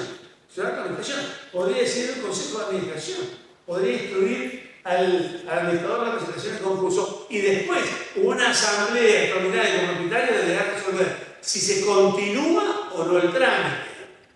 No si se... Y este es otro tema que también no cuaja con el sistema de los consorcios, que es que en el régimen de las otras personas jurídicas, los diversos órganos tienen competencias que son indelegables, que no se cruzan entre sí. Porque la gente dice, bueno, la asamblea puede hacer todo, la asamblea es soberana. Mentira, la asamblea no es soberana. La asamblea puede hacer lo que la ley, el estatuto o el reglamento le permite, y no puede hacer otra cosa. Y el directorio tiene sus propios, y no se pisa la decisión de presentarse al concurso no es una decisión del órgano de gobierno, es una decisión, es un acto de administración. Lo que sí es el órgano de gobierno es decidir si se continuó, con lo cual, cuidado que bajamos con una persona presentando a un concurso y después tiene que llamar a la asamblea de propietarios a ver qué es lo que hace, si continúa o no continúa. Fíjense el caos que se puede generar con esto y con todos los administradores. Bueno, ya todos se han contado las normas que rigen aquí, el Código Civil, las normas de la Ley de Concursos y Quiebras. Hay problemas con el tema de la representación de una persona jurídica privada. La representación, en realidad, por las personas jurídicas privadas, por el Código Civil y Comisión de la Nación, es orgánica, es decir, cuando el representante habla la propia persona jurídica, que sin embargo acá el administrador está limitado, pues se rige por las normas del mandato. Es decir, es una excepción al régimen de representación orgánico, lo cual también tiene un problema. Tengo un mandato, no tengo un mandato, para este tipo de cuestiones urgentes, ¿cuál es el nivel de autonomía que tengo yo para hacerlo? Si no lo hago, ¿cuál es la responsabilidad? Fíjense que si esto se combina con otras normas que tiene el Código, a partir de los artículos 710 y siguientes, el tema del daño, el tema de la tutela, de la prevención del daño, la obligación de prevención del daño. Cuidado que esto podría cambiar el régimen de responsabilidad del administrador, que el administrador dice, bueno, ustedes no hagan nada, yo lo hago porque veo el daño. Esto es una historia, ¿no? Así que me parece a mí que este tema del consorcio es un tema abierto y yo creo que la mejor manera de arreglarlo es modificar. Hay que, por vía de interpretación, el tema de la quiebra no lo podemos hacer. Y tampoco podemos salir, porque no hay ninguna norma que me diga que el consorcio está fuera del régimen general de la quiebra, que es un tema también que también hay que revisar en la Argentina, porque nosotros, siguiendo alguna tradición de algunos países europeos y demás, tenemos la quiebra en los concursos y estos temas están restringidos a sujetos. Es decir, son procesos para sujetos, no para objetos, con los cuales hay patrimonios que a lo mejor son los más parecidos al sujeto, el fideicomiso. El fideicomiso es tan parecido en la sociedad, escaso en la sociedad, pero nosotros tenemos un contrato, no es sujeto de derecho. Los contratos asociativos, que no son personas jurídicas, ni son sociedades, que los artículos 1442 y siguientes del Código dicen no lo son. Así que no importa lo que digan ustedes, lo que quieran poner, no son sujetos de derecho. Sin embargo, operan como sujetos de derecho. Una unión transitoria, una agrupación de colaboración, tienen nombre, tienen domicilio, tienen juez diferenciado, tiene autoridades, tiene un régimen de funcionamiento, lleva contabilidad separada, tiene un fondo común operativo que no puede ser agredido por los actores particulares de la... Bueno, lo más parecido, ¿verdad? Y no somos. Entonces, no pueden ir a un concurso. No pueden ser declarados en quiebra. Fíjense, para el fideicomiso, cuanto más positivo sería la posibilidad que ante la insuficiencia de bienes se pudiera generar un proceso concurso. Bueno, no puede ser. No se puede hacer. Entonces yo digo, si tomamos esto, también son decisiones del legislador, aceptadas, desacertadas, cada uno lo tiene. En el caso del consorcio, yo creo personalmente que se podría haber hecho algo muy similar a lo que ocurre con estos contratos asociativos, que pueden ejercer sus derechos, que pueden dar poderes, que tienen un administrador, y no son sujetos de derechos, que lo saqué del problema de los procesos universales. Así que me parece que 10 años es un buen tiempo para evaluar las cosas buenas que tiene el código, pero también es un buen tiempo para retocar. De hecho, yo creo que se puede retocar incluso antes. Cuando se hizo la ley de sociedades, la 1950 y también la 1951 de concurso y quiebra, la comisión legisladora de aquel momento, redactora, ¿qué hizo? Ya admitió que 10 años tenía que verse. Estábamos hablando del año 72, hace 50 años. Hoy las cosas pasan más rápido que en aquella época, ¿no? 10 años es un buen tiempo para mirar el código. No hay una gran jurisprudencia del código. Algunos dicen que sí, yo digo que no hay una gran jurisprudencia. No porque el código sea difícil, ni porque los jueces se hayan ocupado, sino porque la Argentina dura mucho tiempo.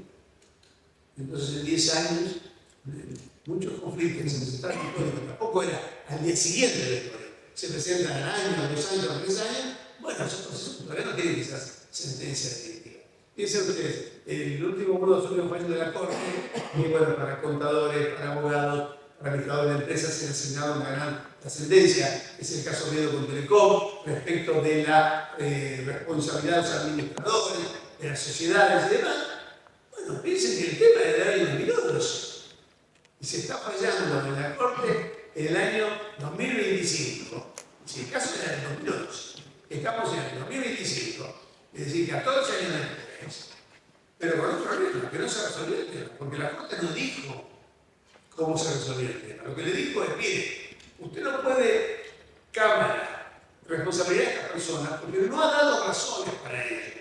Así que vuelva el expediente, devuelva a la Cámara, para que la Cámara vea si fundamenta y lo resuelve. Pero si se lo fundamenta de una manera que algunas partes no quieren, va a volver a haber un recurso extraordinario, y va a volver a haber una queja, va a volver a ir a la Corte. Es decir, no hemos terminado con el tema. Y piensen también que entre el dictamen del Procurador General de la Nación, que desaconsejaba la queja, y el fallo final de la Corte, pasaron 10 años. El expediente estuvo 10 años en la Corte para esperar a dictar un fallo que no dice cómo se resuelve, sino que dice, no me gusta lo que dijo, porque usted no está cumpliendo la ley, a mi criterio, vuelva y evalúe. Con lo cual, ¿tenemos 10 años más? No lo sé. Así que yo creo que esto habría que revisar. Se podría resolver esto, y me parece que esto de haberle dado la responsabilidad jurídica plena al consorcio es un problemón que hemos recibido, que en realidad no se trata de un problema que trae estas discusiones, que son totalmente válidas. y que finalmente esperemos que no tengamos que enfrentar, sobre todo el tema de la quiebra, que sea más delicado. El resto yo creo que se puede. Nada más.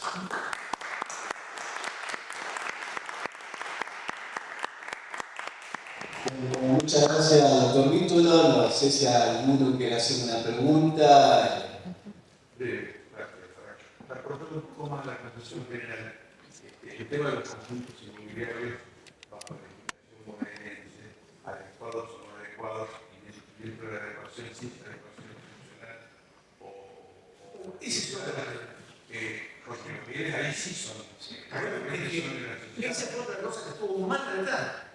Es decir, porque en realidad convertir eso en un consorcio, como si fuera un edificio, un PH, es una cosa que no responde a la realidad, ¿no? Yo creo que entonces, yo creo que lo que dice, bueno, lo que nosotros, por ejemplo, en cuestión de hemos interpretado es, bueno, es una ecuación funcional en cuanto al funcionamiento. Yo no puedo redefinir todo, cambiar el catastro y todo, porque es una cosa que desde mi punto de vista, que soy yo, estoy convencido, es un error de redacción que con mi interpretación lo estamos tratando de encaminar, pero lo razonable sería esa norma también.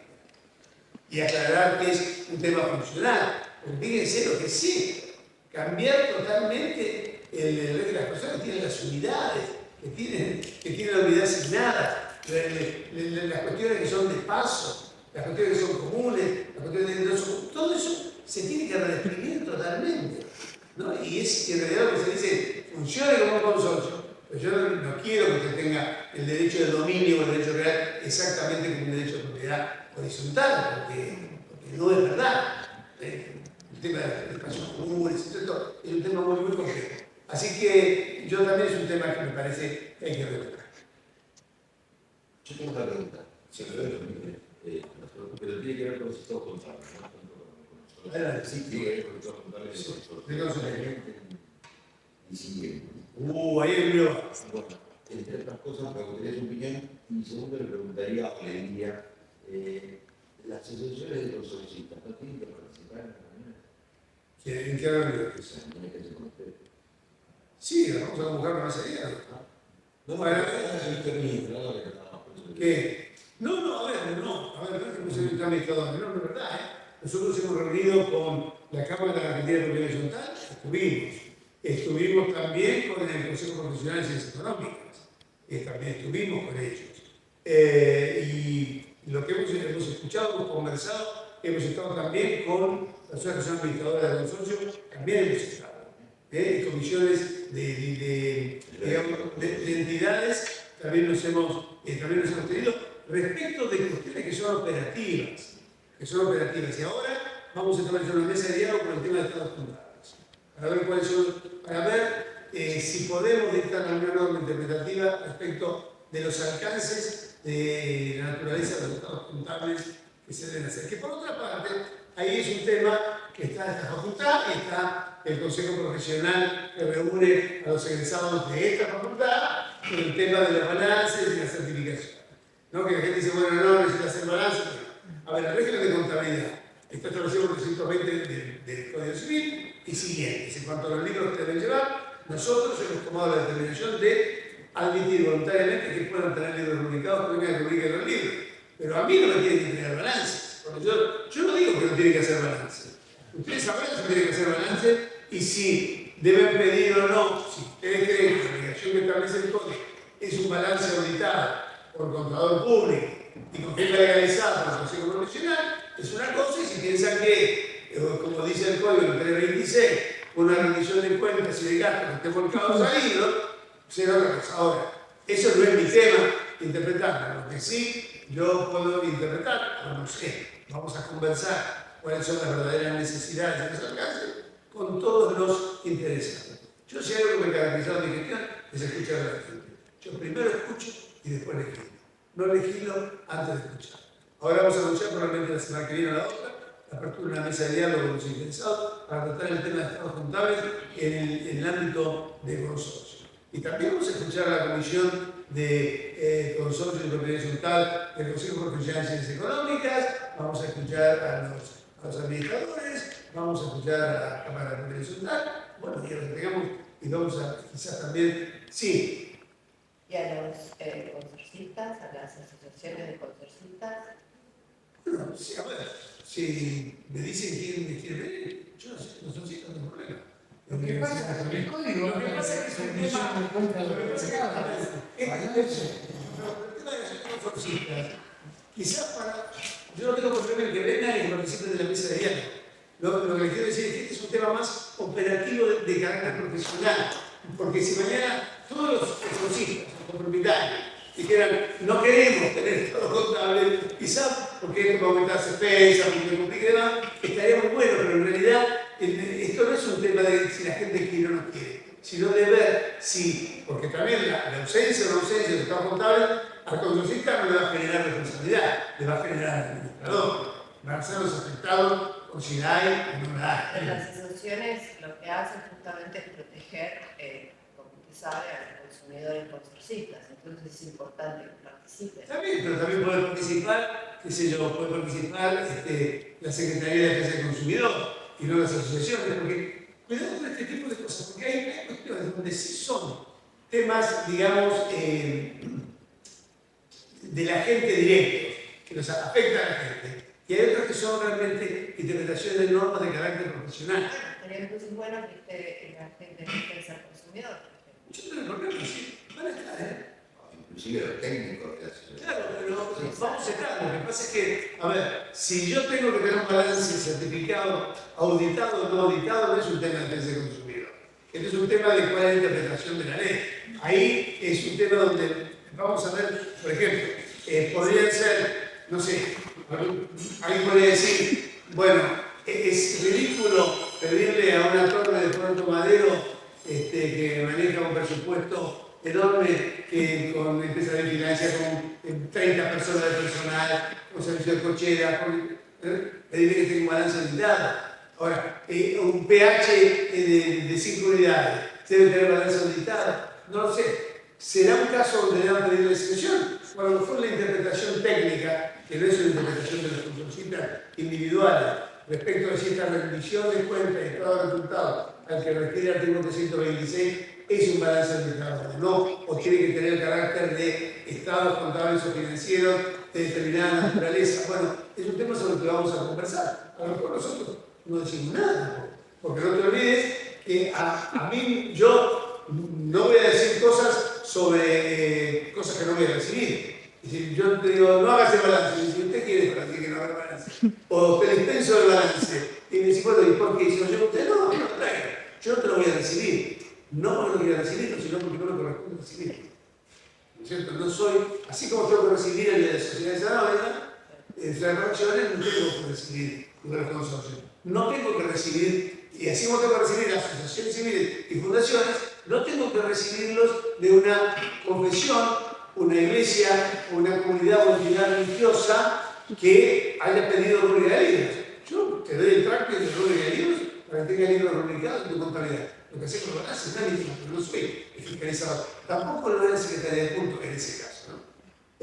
Por eso, no es que nosotros seamos electivos, sino que normalmente llamamos a personas que tengan que ver con el tema que se discute.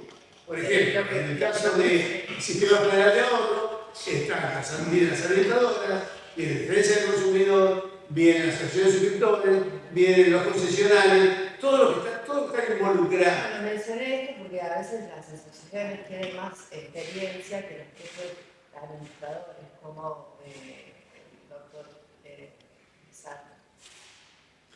Sí, bueno, yo lo conozco. Es una pregunta. El Código Civil de la Nación dice claramente que es una facultad de la Asamblea, o sea, los secretarios, si quiere organizar una resolución de ley que no estaría yendo contra el Código Civil de la Nación.